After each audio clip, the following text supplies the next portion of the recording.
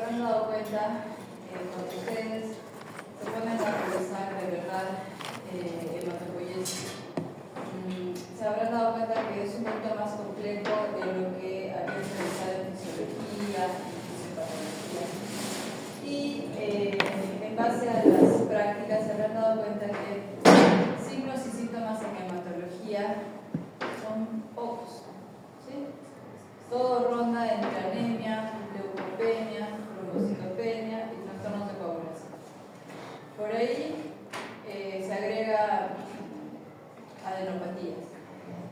Y la verdad es eso, ¿sí? Todas las neoplasias hematológicas van a rondar entre esos 5 síntomas.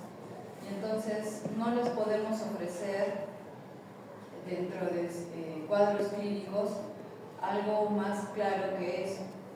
Y entonces las neoplasias hematológicas se vuelven bien confusas en ese sentido. Y por eso el desarrollo de todas estas, si es que no llevan una clase introductoria como esta, empieza a volverse confuso, porque todos los cuadros clínicos ustedes van a notar que vamos a decir anemia, trombocitopenia, leucopenia, y en todos vamos a ir diciendo lo mismo, ¿ya? Y en relación a la fisiopatología, todos vamos a decir, bueno, es una producción clonal de células. Entonces, si ustedes lo leen así, al final todo es una confusión terrible. Y la conclusión final del curso es que no entendí nada. ¿Sí? Y al final todo es anemia, leucopenia, entonces pasamos la rotación como que ¿quién aprendió de mato? No sé, anemia, leucopenia y de anemia. Sí, ferropenia, todos eran ferropenia. Por eso es que, aparte de todas las clases, seminarios que van a tener, esta es una clase que pareciera redundante, pero no lo es. Y entonces, lo que les voy a pedir en esta clase es, sí, que es como que vamos a poner títulos, donde vayan a apuntar vamos a ir poniendo títulos, pero vamos a profundizar un poquito en las diferencias. Es casi como una clase comparativa en la que vamos a ir comparando, valga la redundancia, entre la fisiopatología de cada una de estas y vamos a ir deduciendo por qué ocurren ciertos signos y síntomas que se van a repetir. A partir de esta clase, como se habrán dado cuenta, lo que sigue es un seminario de leucemias agudas y luego van a ir las neoplasias mieloproliferativas, linfoproliferativas, displasias endoplasmáticas, todas las neoplasias, ¿ya? Entonces el objetivo de las siguientes es que vayan a profundizar ya en lo que es tratamiento, un poco más de fisiopatología, un poquito más fuerte, cuadro clínico, pronóstico, tratamiento, estadificación. Entonces,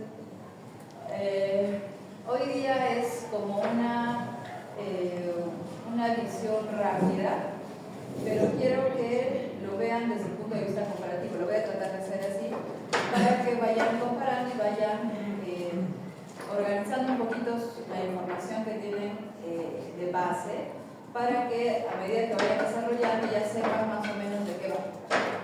¿Ya? Entonces van anotando el título, van anotando de qué va y ya les queda el espacio para que cuando desarrollen el tema, bueno, ya saben de qué va y ya profundizan algunos datos. ¿Ya? Esa es la idea. Entonces, como definición, acá hay algo importante. ¿Ya? ¿Qué es el concepto que es la expansión clonal de células hematopoieticas?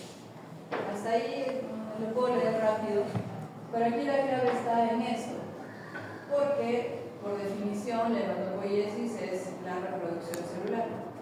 Entonces, aquí la palabra clave es clonal, porque ya sabemos que todas las células hematopoieticas están en una división importante, rapidísima, todos los días, a toda hora, 24/7, rapidísimo. De hecho, recordamos que la producción, por ejemplo, de glóbulos rojos se da en un lapso de 5 a 7 días, rapidísimo. Igual la producción de plaquetas, casi en horas, ¿sí? De hecho, el tiempo de vida de los neutrófilos es cortita, ¿sí? Los linfocitos tienen un tiempo de vida un poco más larga, pero su producción también es más rápida. Y entonces, si yo les digo que puede existir un tumor que crezca en horas, ustedes me dirían, no creo, ¿no? Normalmente un tumor sí crece rápido, ¿sí? Pero sí, este tipo de neoplasias sí tendría esa capacidad. Solo que, por ejemplo, no podríamos verlo en el caso de las leucemias agudas porque como no tiene un espacio físico, no se ve. Pero las leucemias agudas sí tendrían la capacidad de crecer en días, ¿sí? En semanas.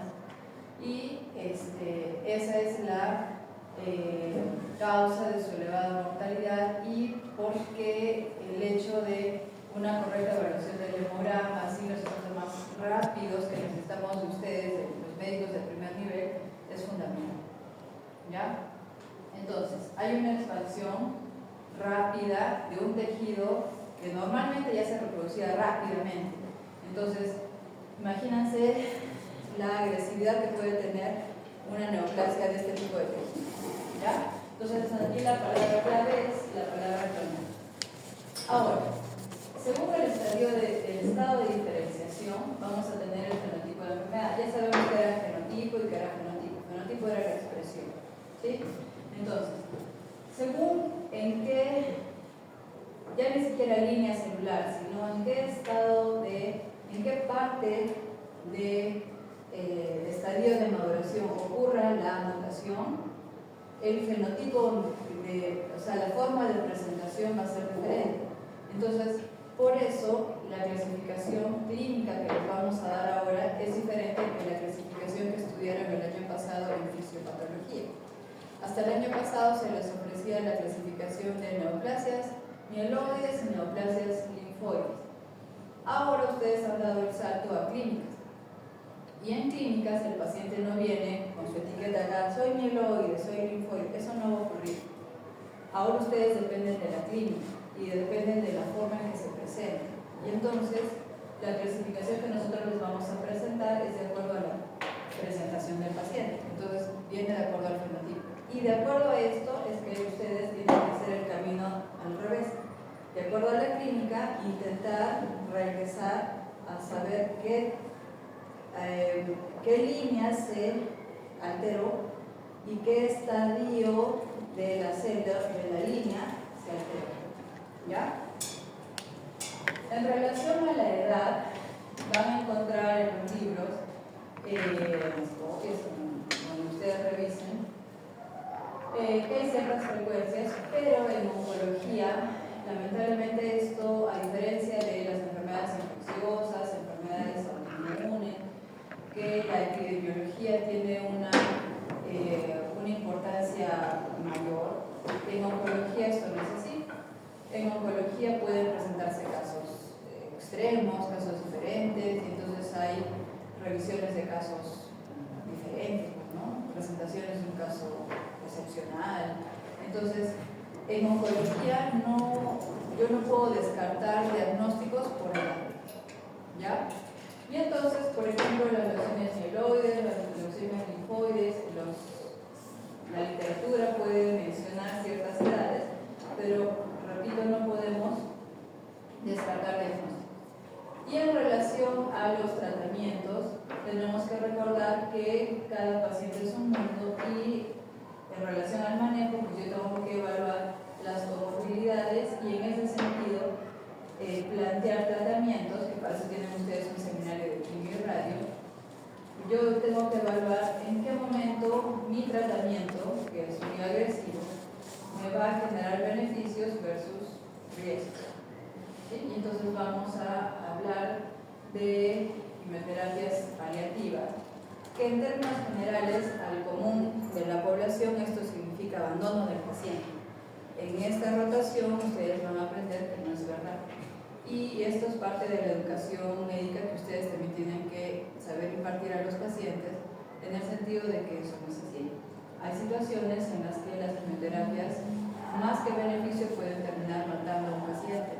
Y entonces se tiene que evaluar qué tratamiento le puede dar más beneficios a un paciente en cierta situación, en cierto momento de su enfermedad. ¿Ya? En relación inicio y en el tiempo en el que se descubre la enfermedad, las enfermedades hematológicas realmente son de difícil diagnóstico, ¿ya?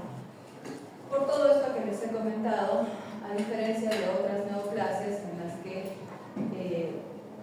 por algún motivo aparece un tumor y entonces todos sabemos que hay que hacer una biopsia, todos esperamos la biopsia, sale el resultado y está el diagnóstico, ¿sí? En hematología, como les vengo diciendo desde el inicio de la clase, a veces no hay tumor, el síntoma que aparece es anemia, leucopenia, trombocitopenia, trastorno de la hemostasia, ¿sí? Entonces no hay esa facilidad de los tumores sólidos que se suelen ver en oncología médica, ¿sí? Que es el paralelo de hematología. Por eso las neoplasias hematológicas aparentemente son de difícil diagnóstico, menos para ustedes, menos para los médicos que tienen una formación básica en hematología, y por eso les insistimos tanto en la correcta evaluación del hemograma y los perfiles de población. Entonces, si yo tengo una correcta visión del hemograma, se me va a hacer muy fácil, porque yo puedo ver un paciente por cualquier motivo y voy a darme cuenta que ese hemograma está chueco y digo, no, algo está pasando, o sea, viene por cefalea, pero yo veo que su hemoglobina está en 20, no, aquí algo está mal, ¿sí? Pero solamente vino por cefalea, sí, me voy a dar cuenta que hay neoplasias que son asintomáticas, pero esa cefalea era un síntoma, pero no tenía nada que ver con hemato, lo estoy viendo en neuro, sí, pero por eso el hemograma es importante, ¿sí? Y entonces, por eso hacen hemato en cuarto, porque a partir de acá van a ustedes empezar a recorrer todas las especialidades en las que los síntomas no necesariamente son hematológicos, ¿ya? Sobre todo en leucemias agudas, ya que bueno, ahorita es el seminario, entonces van a saber. Y entonces este es el esquema que supongo que en práctica lo hemos revisado muchas veces, que es el hematopoiesis, que en fisiología supongo que lo revisan hasta esta parte, ¿no? Que es médula ósea. Pero siempre recordemos que este hematopoiesis no queda solo en médula, sino que hay expresión en sangre periférica, que es esta línea un poquito más oscura, más expresión un poquito más, y que tenemos células que todavía están en maduración, están en especificidad o buscando más mayor especificidad, maduración, en fin, en tejidos fuera de médula ósea, ¿sí? Como ocurre tanto en la línea mieloide como en la línea linfoide. Y entonces aquí se complica un poquito más las neoplasias hematológicas, pues no solamente se van a presentar en médula ósea, sino que también en tejidos periféricos, ¿sí? Entonces vamos a hablar de neoplasias hematológicas de células muy inmaduras y de neoplasias hematológicas de células maduras. Recuerden que estas células maduras todavía tienen capacidad de división celular, ¿sí?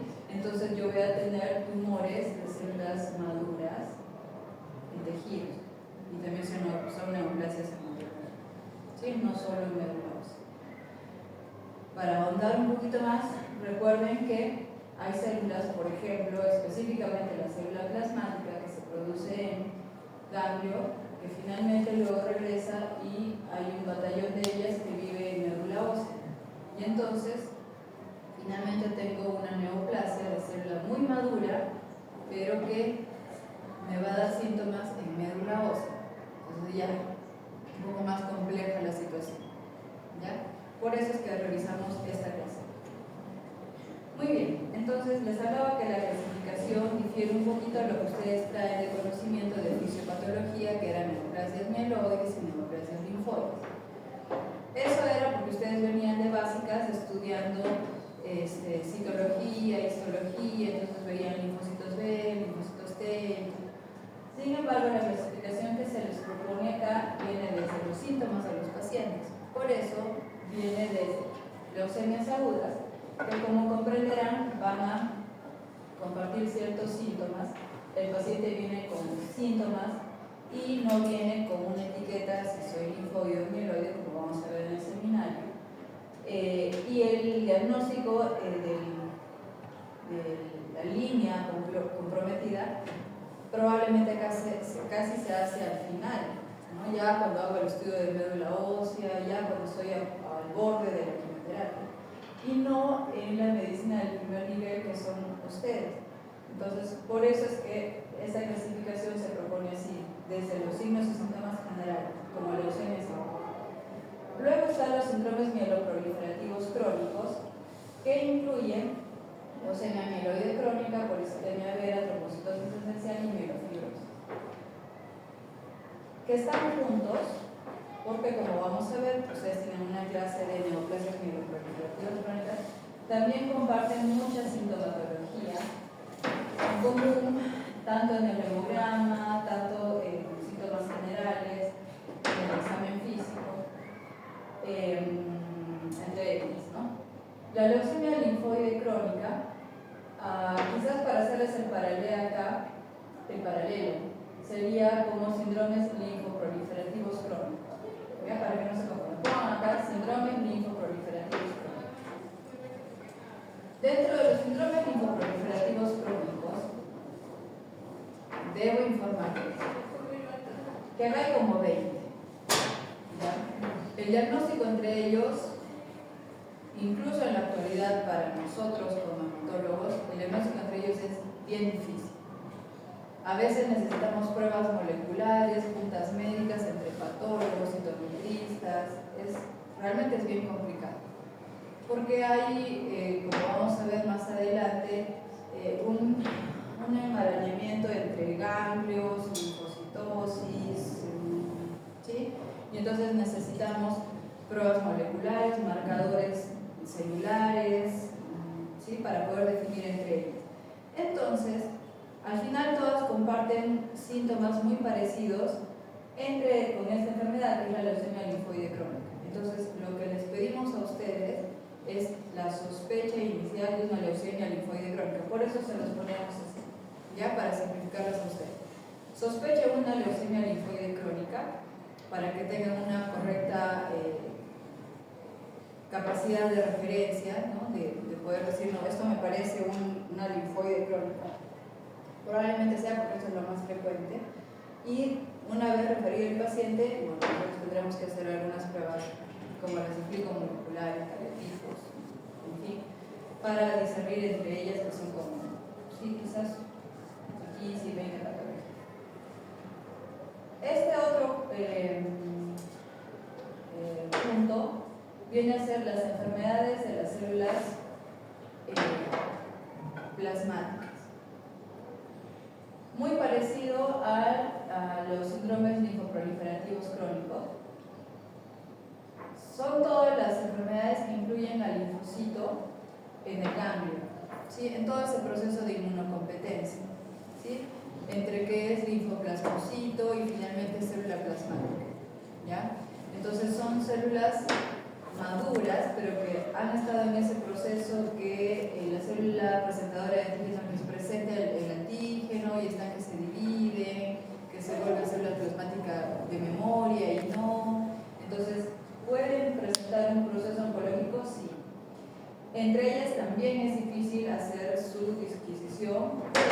Dentro de esas, la más frecuente, es el mieloma. ¿Ya? Entonces, por eso se las ponemos aquí. Y finalmente, el grupo grande también son los linfomas. ¿Ya? Entonces, por eso en el sílabus está leucemias agudas, mieloproliferativos crónicos, linfoproliferativos crónicos, enfermedades células plasmáticas y linfoma, que son las clases teóricas que siguen a continuación. ¿Ya?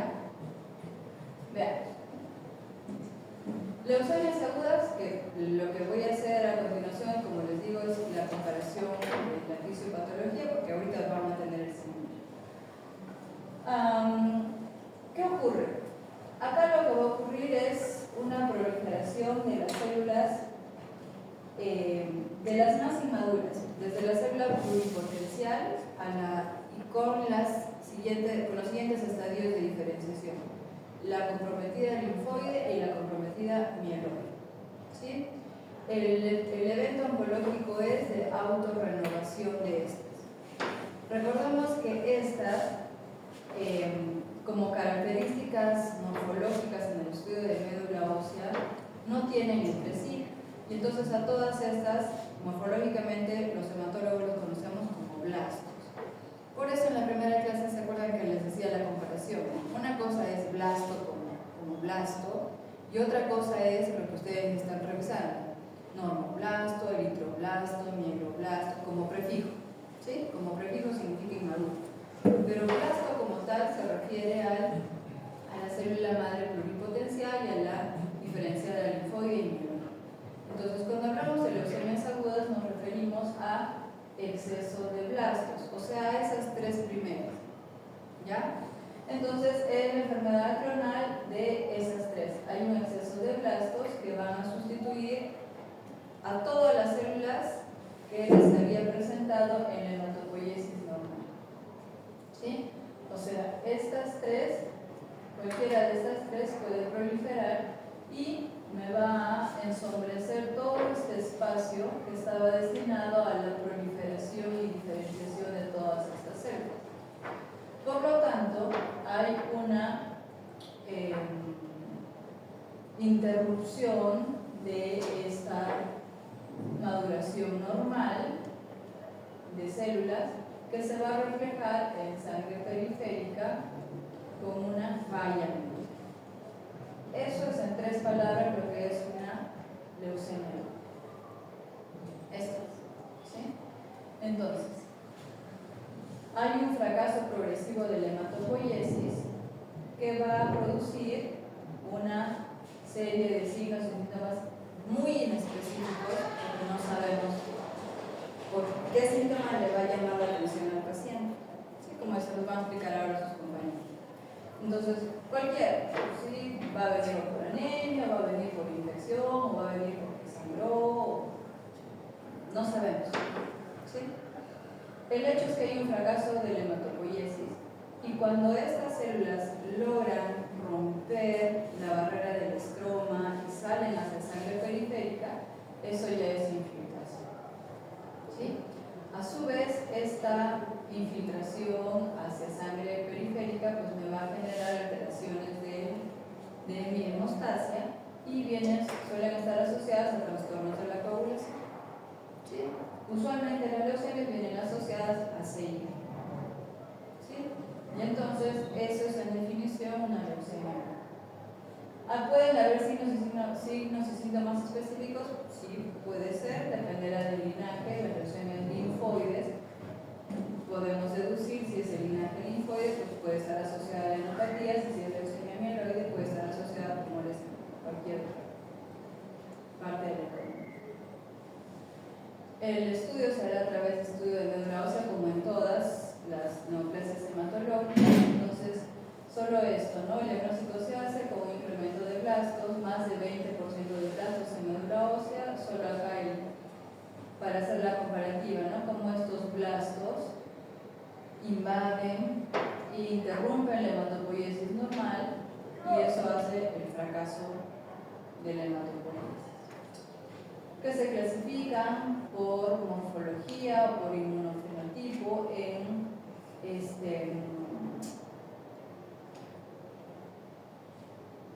por morfología como L1, L2, L3 y por inmunofenotipo en D o en T.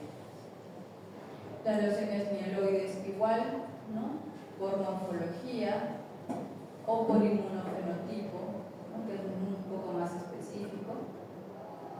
Y el tratamiento, bueno, que ya nos compartirán sus compañeros, siempre en relación a la enfermedad específica que traerá cierta toxicidad y siempre estar atentos a los trastornos de coagulación, sobre todo en un tipo de leucemia específica que es la leucemia mieloide M3, que se conoce como leucemia promielocítica, que sí o sí viene asociada al C.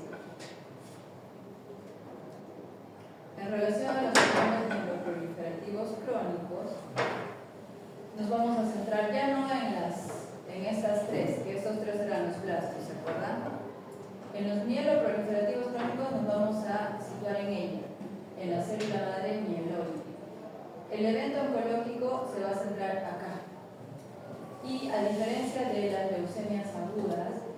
aquí el evento oncológico no va a ser de autorrenovación.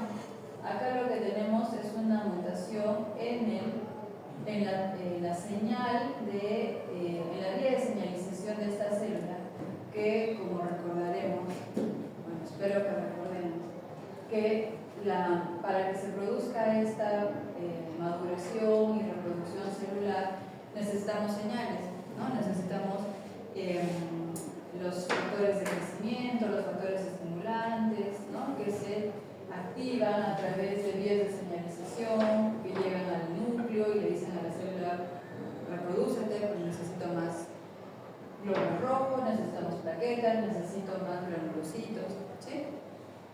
¿Se acuerdan qué vía era?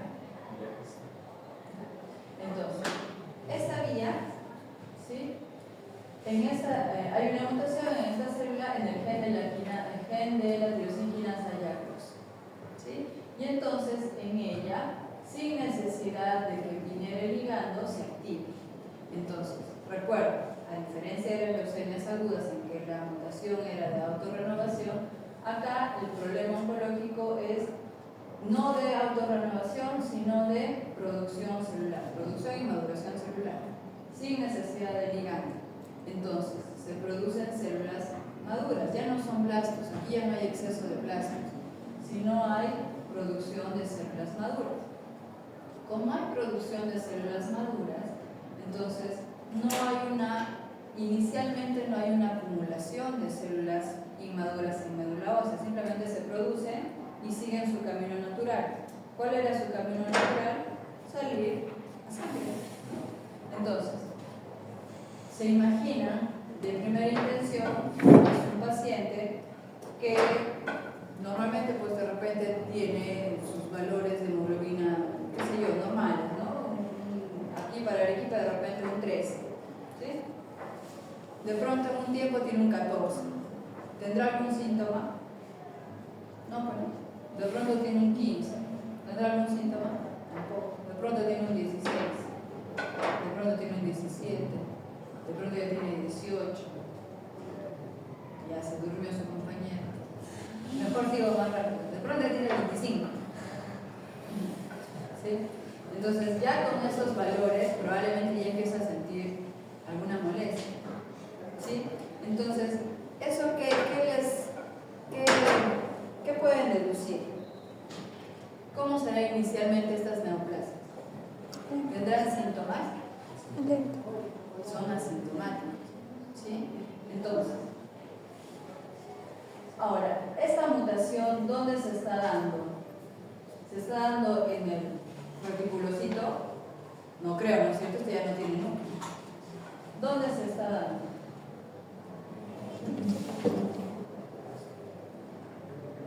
¿Dónde hemos dicho? Acá. ¿Sí? Entonces, ¿qué células se acumularán?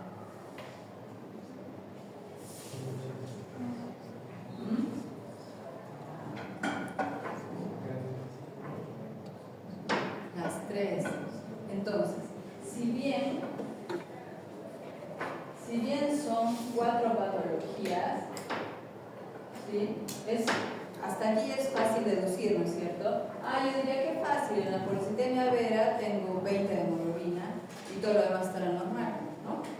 En trombocitosis tendré, pues, no sé, 1 millón de plaquetas y todo lo demás estará normal.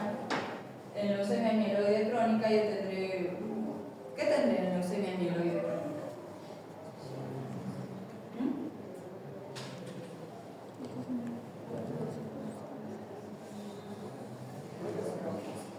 ¿Qué aumentará?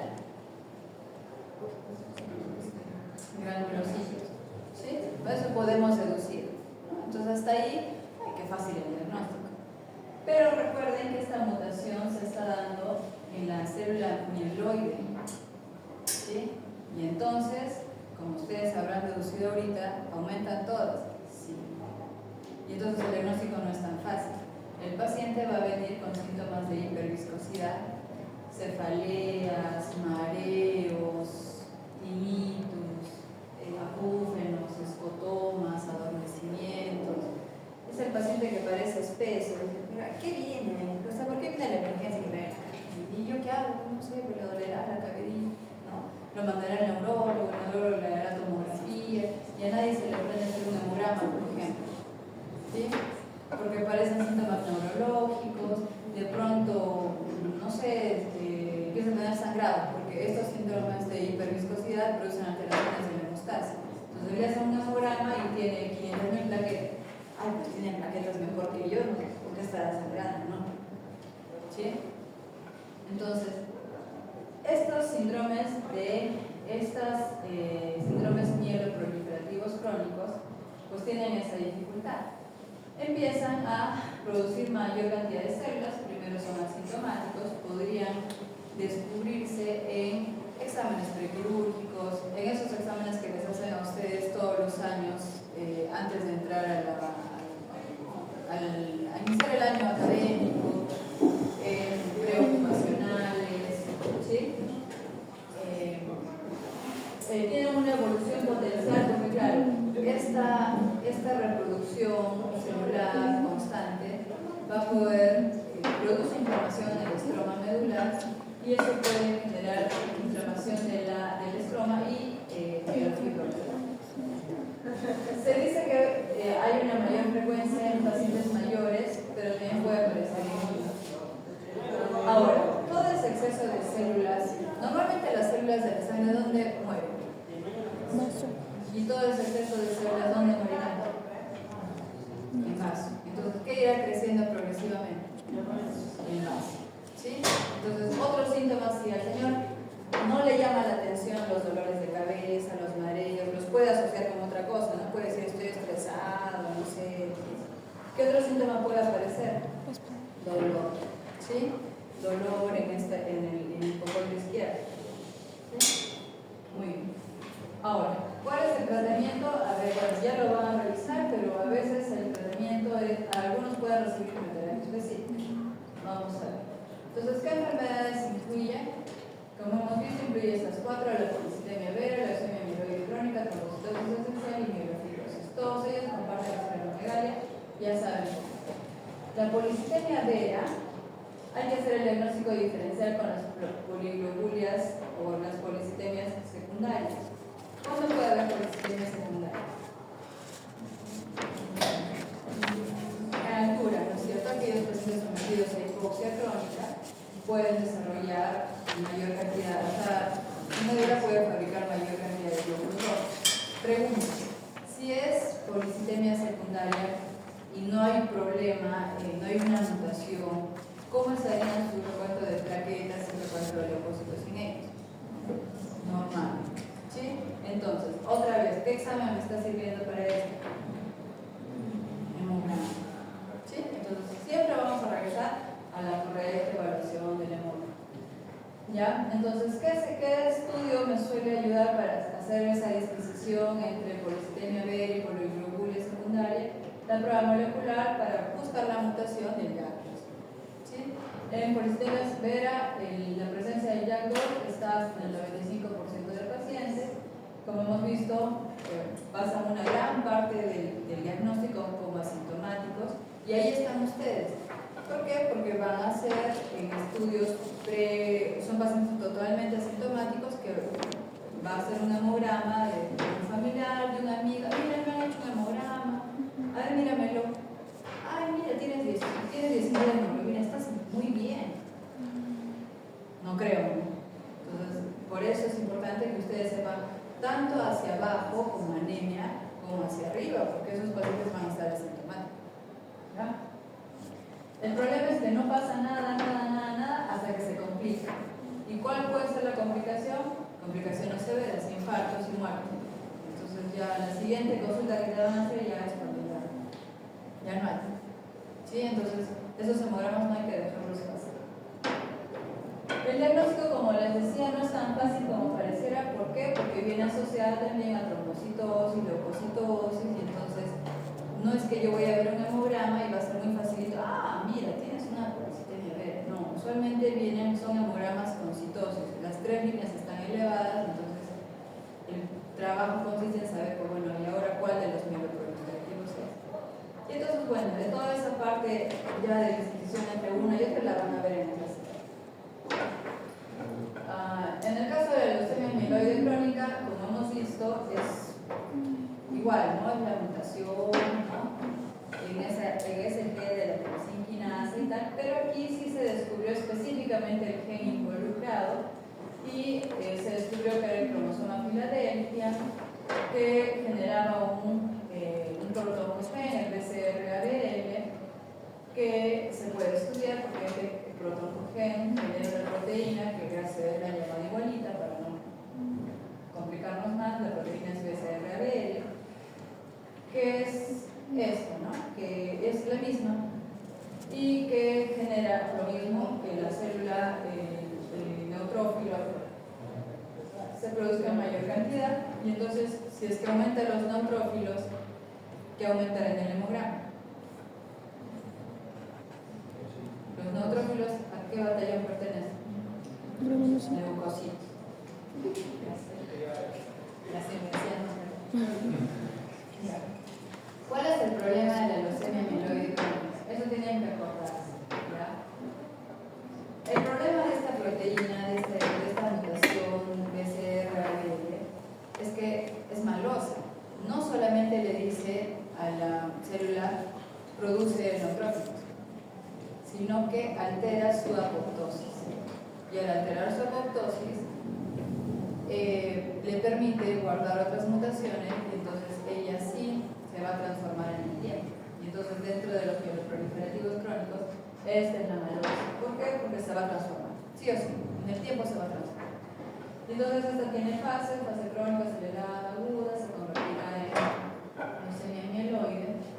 Esto es casi anecdótico, la probabilidad de que se transforme en leucemia linfoide es muy rara.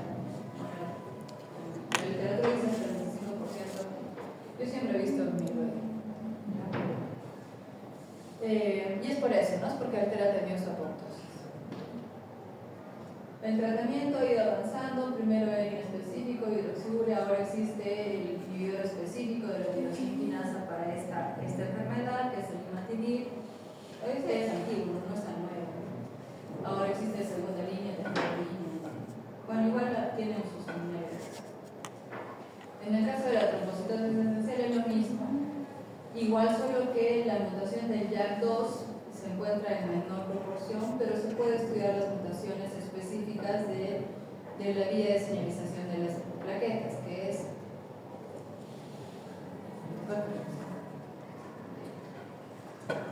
el MPL. ¿Sí? Entonces pueden pedir JAK2, si sale negativo, pueden pedir la mutación MPL, que es el específico de la vía de tirosina de las plaquetas. Pero bueno, y un 50% no es especial, entonces en todos ellos se pide JAK2. Igual, lo mismo, hay un incremento de las fermines, pero en médula ósea hay un predominio de plaquetas. En tratamiento, igual con hidroxiurea, también se pueden utilizar antiagregantes plaquetarios.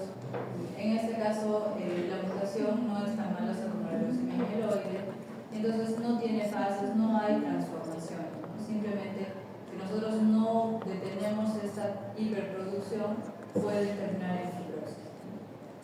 Y aquí está esto. Ustedes dirán, ya, pero si la línea mieloide producía glóbulos rojos, plaquetas y granulocitos, ¿qué es la mielofibrosis? ¿Quién se anima?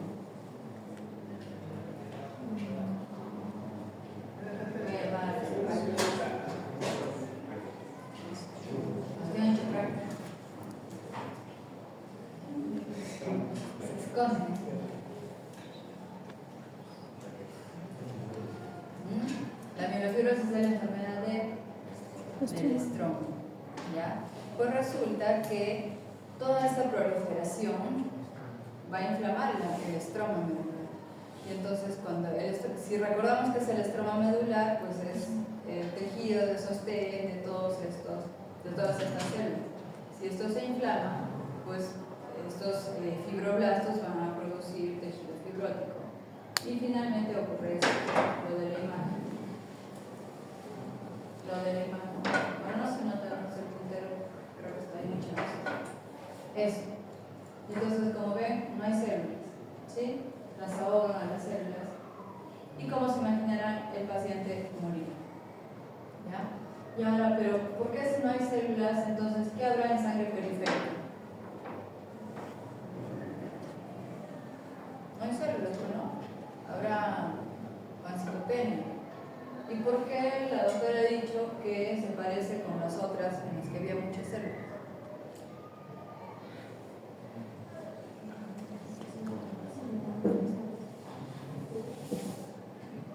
No coincide, ¿no es cierto? Lo que pasa es que coincide una fase inicial. Como en ella también hay una mutación de la célula mieloide, entonces hay una primera hiperproducción de células y esto rápidamente pasa esto. Pero en esta fase inicial, entre las cuatro se parecen, todas tienen muchas células, ¿sí? Por eso es que cuando ustedes encuentran hemogramas con muchas células, en realidad no es gracioso, hay que apurarse porque puede ser por sistemia vera, que no va a pasar nada. Bueno, sí puede pasar algo en el tiempo, ¿no? Puede ser trombocitosis esencial, que va a pasar algo en el tiempo. Puede ser leucemia mieloide, que va a pasar algo en el tiempo. O puede ser una mielofibrosis, que va a pasar algo rápido.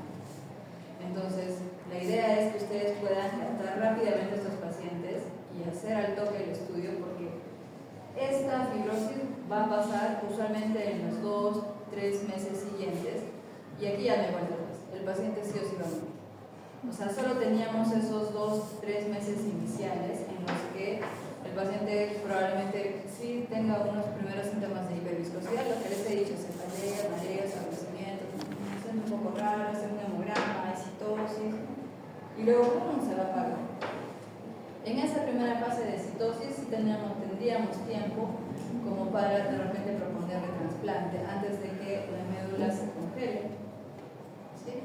Porque ya cuando está en esta fase, o sea, ahí ya no entra trasplante, porque ya no hay dónde trasplantar, ¿ya? Por eso es que siempre aquel paciente que tiene un síntoma medio raro, hemograma, ¿sí? Mejor siempre un hemograma. Y de hecho, gracias a Dios, el hemograma es un examen tan económico y tan disponible hasta en cualquier centro de salud, posta, ¿sí? Pero hay que saberlo leer, ¿ya? Entonces, tan peligrosas son las citopenias como la citosis. Entonces, ustedes tienen que estar preparados para abajo como para abajo, ¿ya? Muy bien. En esta fase también ocurre esa citosis porque hay hematopoiesis extramedular. ¿Se acuerdan la primera clase que hablamos? ¿Qué era la hematopoiesis extramedular?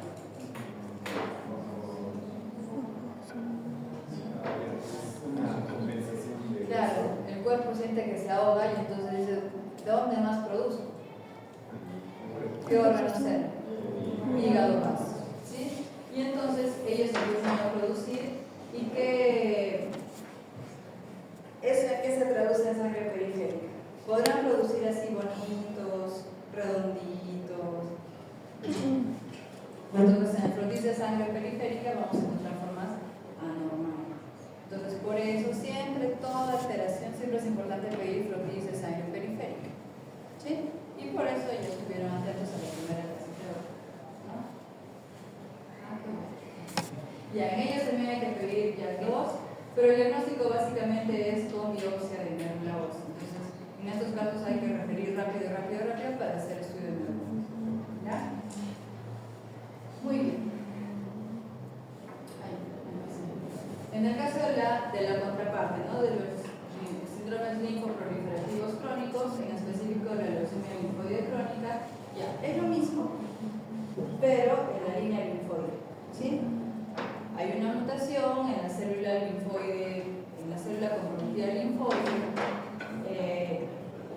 en su vía de señalización, que le dice que produzca más linfocitos sin que haya ligando.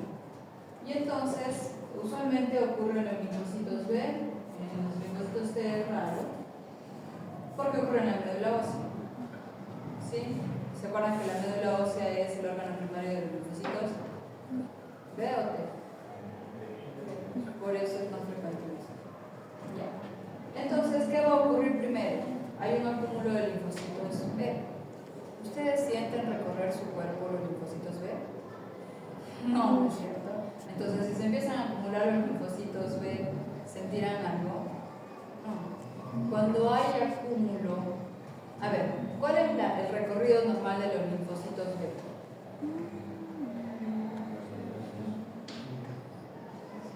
Se producen y cuando van a estudiar, ¿dónde van a estudiar?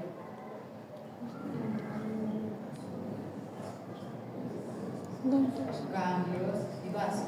Entonces, cuando empiezan a recorrer muchos linfocitos de sangre periférica, ¿dónde se irán?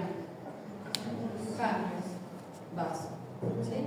Entonces, primero, la clínica es asintomática porque nadie lo siente al recorrer su cuerpo. ¿Sí? Sería raro. Bueno, cuando empiezan a acumularse más, ¿qué aparecerán? Ganglios. ¿Sí? Entonces, ahí aparece el siguiente síntoma hematológico. ¿Sí? Pero antes no tenía nada ese paciente. Entonces es un paciente que puede venir por ganglios. Y ahí empieza la primera confusión. Y ya, pero los linfomas también venían por ganglios. ¿Sí? Bueno.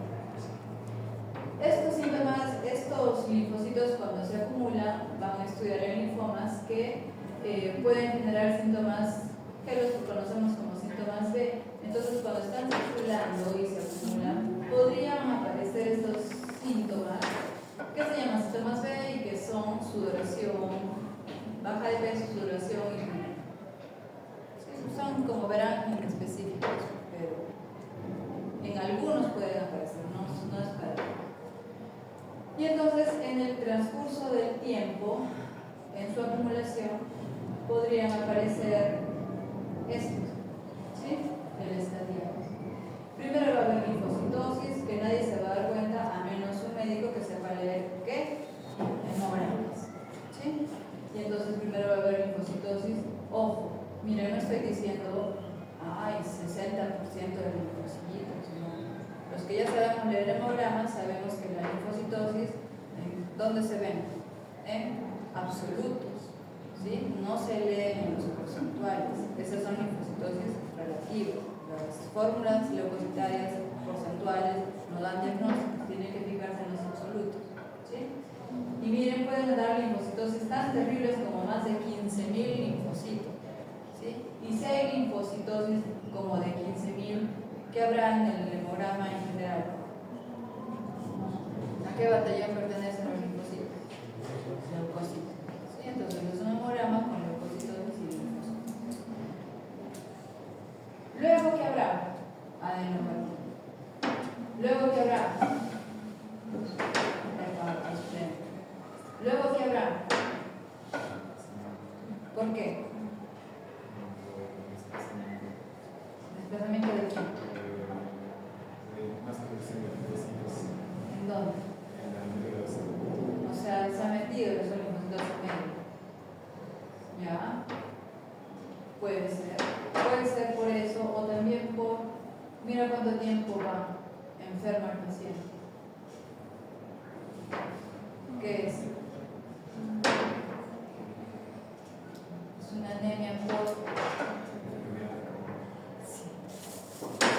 Entonces, puede ser por infiltración en médula ósea, que usualmente ya sería este nivel, ¿sí? En la que vas a ver también alteración de las otras líneas, trombocitopenia, ¿sí? Pero en este estadio un poquito más adelante, que solamente hay anemia, es anemia de enfermedad, ¿sí? Entonces ya ven cómo empiezan a cruzarse, ahora hay anemia, pero no hay trombocitopenia, entonces esta no es por infiltración, ¿ya? Cuando solamente hay linfocitosis, otra vez es importante que el hemograma. Y en ese hemograma, ya hemos dicho, cuando hay alguna alteración en el hemograma, siempre es importante el frotis. Y aquí en el frotis, va a ser bien bonito porque les van a decir en el frotis hay una forma muy puntual que son las manchas de luna. ¿Qué son estas? Si las pudieran describir, ¿qué dirían? ¿Qué es? Es un ¿qué? Es una mancha, es un coso roto, ¿no?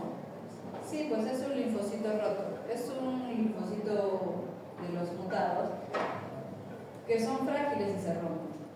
Entonces esa es una mancha de luna. ¿Va?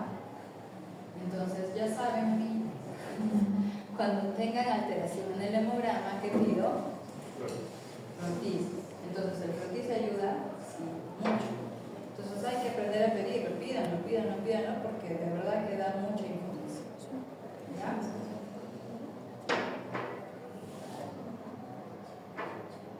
Ya. Entonces, en la leucemia linfoide crónica, dense cuenta que aquí no hay transformación, sino hay progresión. ¿Sí? Esta también tiene toda una clase que son las enfermedades de las células plasmáticas. Y entonces aquí otra vez voy a recurrir a su imaginación porque creo que así nunca se olvida. ¿Se acuerdan que eran las enfermedades de las células plasmáticas y todos sus antecesores? ¿Sí? Y las plasmáticas se acuerdan que eran las de los ganglios, ¿no es cierto? O sea, ya las recontramaduras. Pero recuerden que todavía se pueden dividir. ¿Sí? Entonces, si yo les digo que es una célula madura, que es verdad que todavía tiene capacidad de división, pero no tiene mucha capacidad de división, ¿cómo podrá hacerse notar que está reproduciéndose? O sea, ¿cómo podemos notar su presencia?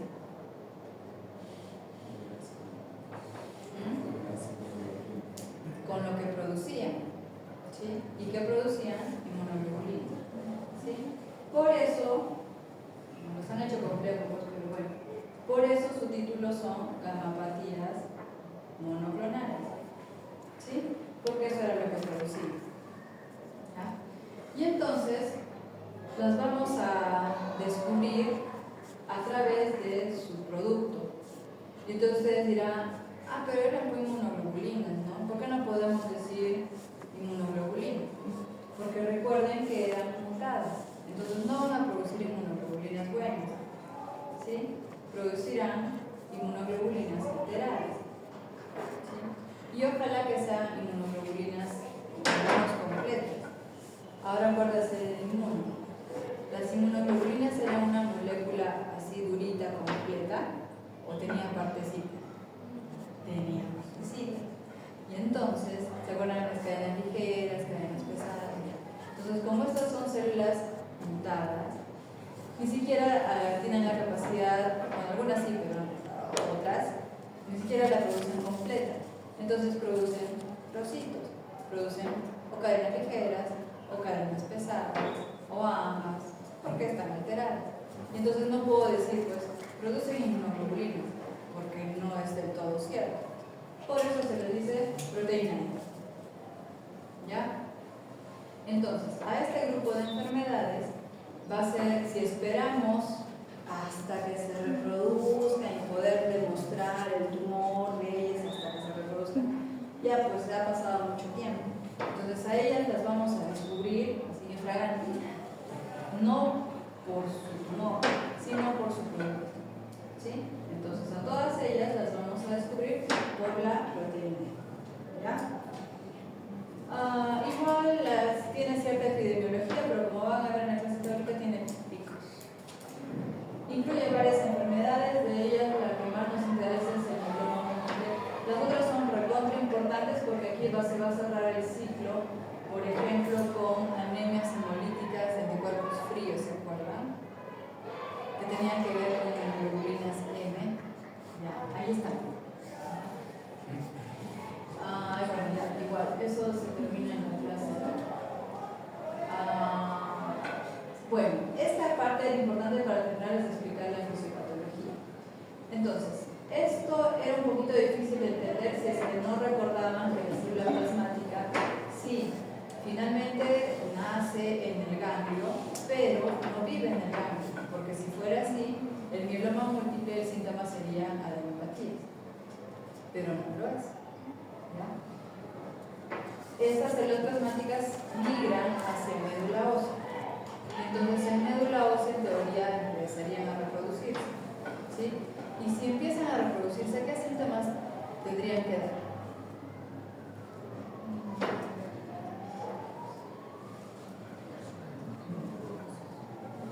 A ver, piensen.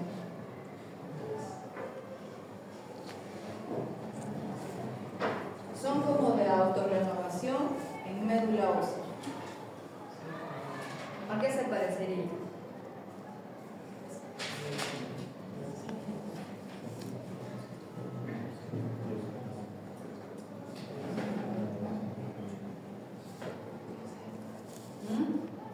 Sí, es fuerte, macho.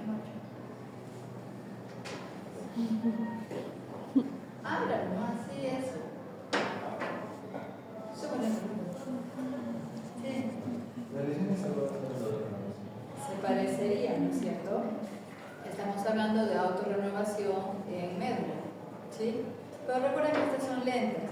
Acuérdense que los gastos de eso se reproducían en horas, pero ellas se reproducen, son viejitas, ¿sí? Imagínense que los gastos son como mujeres de 15 años, ¿sí? Te podrían dar en el lapso de su vida fértil como 30 hijos. Y las células plasmáticas son como mujeres de 40 años. En el lapso de su vida fértil, te pueden dar hijitos, pero te podrán dar un par de hijitos de repente, ¿sí? Entonces, la capacidad de hacer de humor no es tan rápida, pero sí tienen capacidad de producir proteína N, ¿sí? Entonces, eso es lo que ocurre. Miren, en médula ósea ellos empiezan hasta que se reproduzcan, si producen lesión. ¿Qué tipo de lesión? Resorción ósea, ¿sí? Entonces empiezan a hacer pues lesiones osteolíticas en médula ósea. ¿Qué médula ósea tenemos activa en el adulto? ¿Qué región del cuerpo de nuestra médula ósea está activa? Huesos planos, vértebras, ¿sí? Y entonces el paciente empieza a referir dolor en esas zonas. ¿Dónde? Columna, cadera, ¿sí? Mientras, mucho tiempo atrás, está presentando síntomas de hiperviscosidad por la proteína M. ¿Cómo se podrá manifestar esa hiperviscosidad por la proteína M? Se está acumulando proteína. ¿Qué órgano lo sentirá? Riñón, ¿sí? Esa resorción ósea está liberando calcio. ¿Qué síntoma tendrá?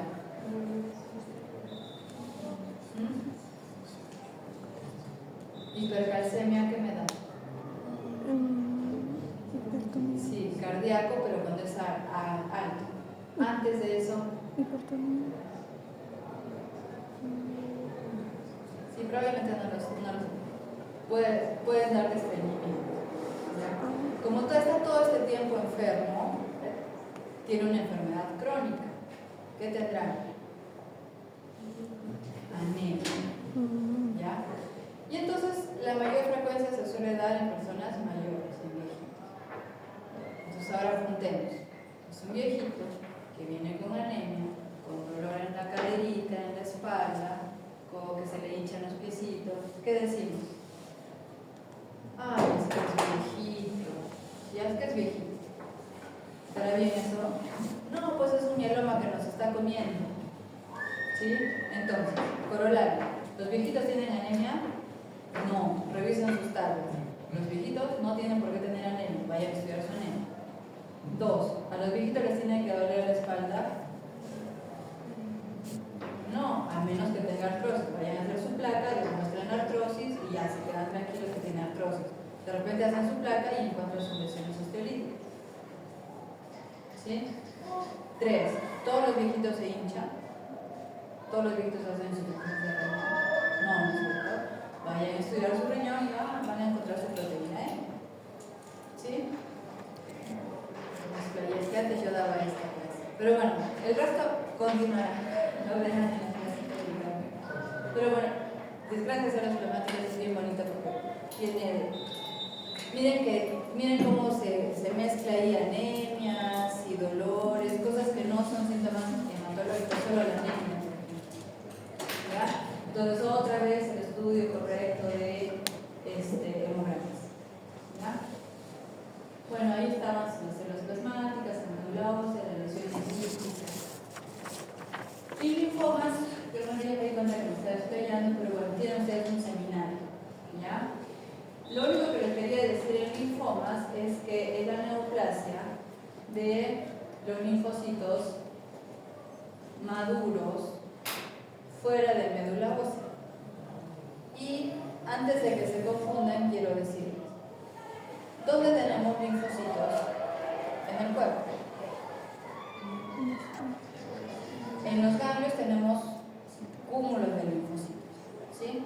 En el resto de tejidos tenemos linfocitos. Sí, acuérdense de sus prácticas de histología. Sí, acuérdense.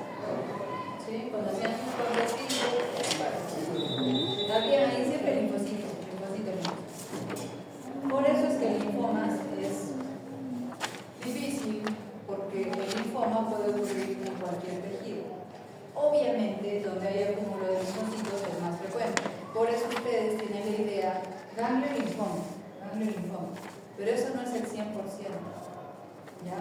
Ese ganglio linfoma usualmente es el linfoma de Hodgkin, porque son los acúmulos de linfocitos. Pero en realidad el linfoma puede aparecer en cualquier tejido. ¿Sí? Y esa otra clasificación que es enorme, grandota, terrible, confusa, son los otros, que son los linfomas no Hodgkin.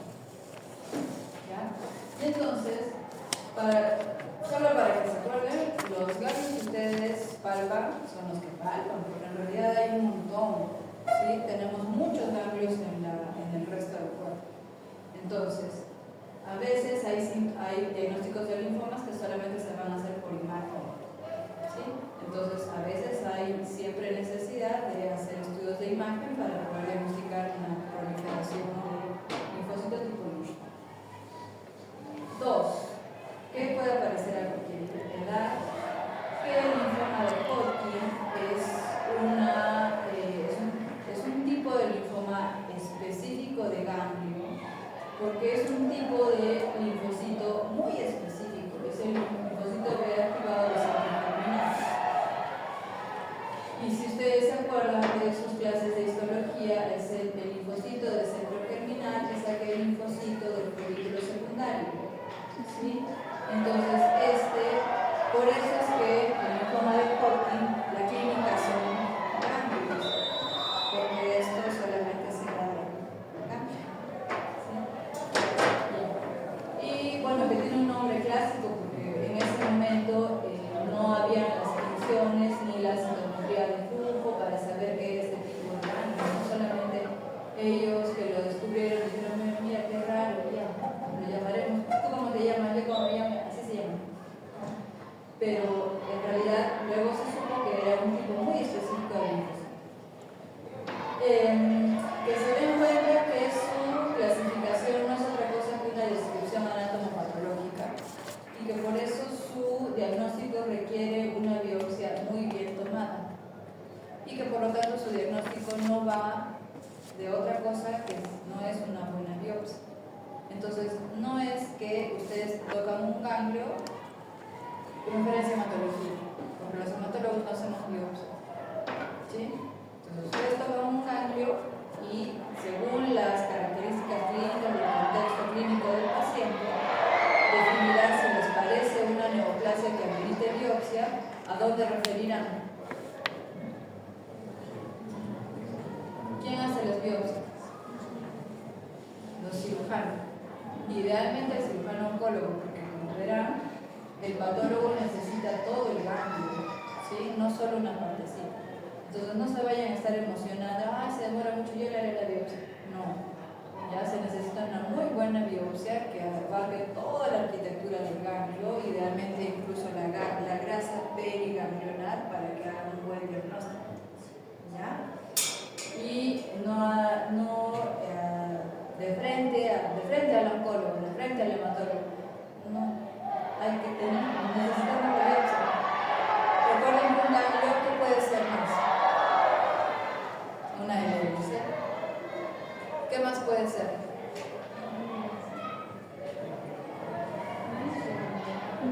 Algo que no sea oncológico, una TBC, una infección. Entonces, ¿qué hace con el oncólogo? Estar perdiendo tiempo. ¿Sí? Entonces, un ganglio que ustedes crean que necesita biopsia, porque por supuesto a veces un ganglio de TBC también necesita biopsia, porque no se sabe.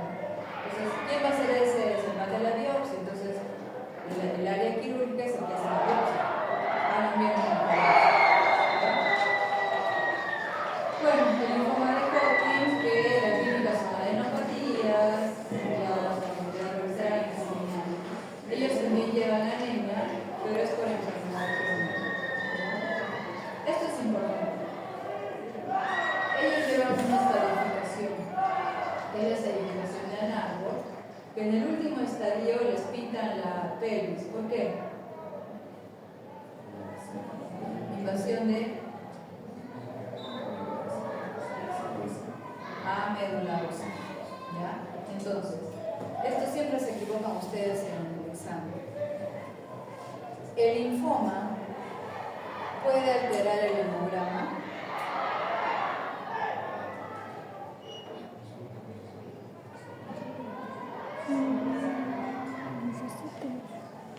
¿Sí o no?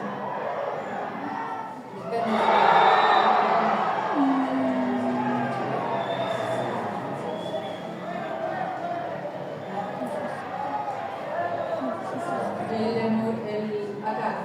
el linfoma acá, ¿alterará el hemograma? No, no es el linfoma. Venga, esto es una mosca, una mosca diestra. Ya, el linfoma acá, el linfoma acá, ¿alterará el hemograma? Ahí sí, ¿no es cierto? Porque ahí ya hay invasión de. Entonces, sin embargo, en los estadios iniciales, por enfermedad crónica, sí te puede dar anemia. ¿Sí?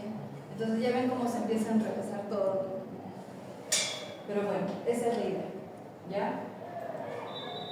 Y el linfoma no Hodgkin, lo que les explicaba, es esto. ¿Ya?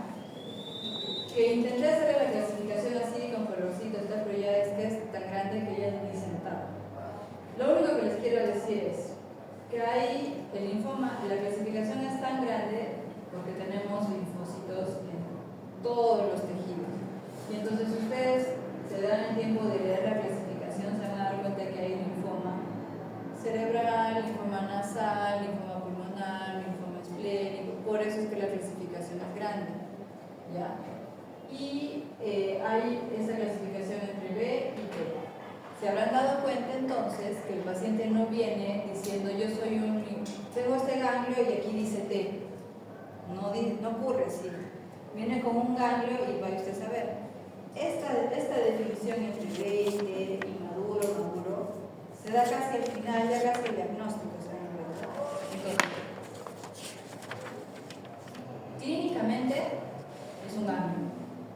Entonces va a ir por la disposición de ustedes en saber si es que es infeccioso, ¿sí? Si es que hay una infección localizada por ahí, si es que es infección sistémica, si es que está con fiebre, les parece una mononucleosis, qué sé yo, si es que hay un contacto TBC por ahí, ¿sí? O sea, toda su historia clínica. 2. ¿Cómo será la disposición con LLC? ¿Cómo estará el hemograma en una LLC?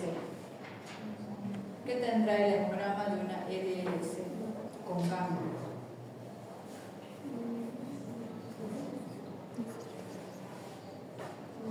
Antes de tener ganglios la LLC, ¿qué tenía?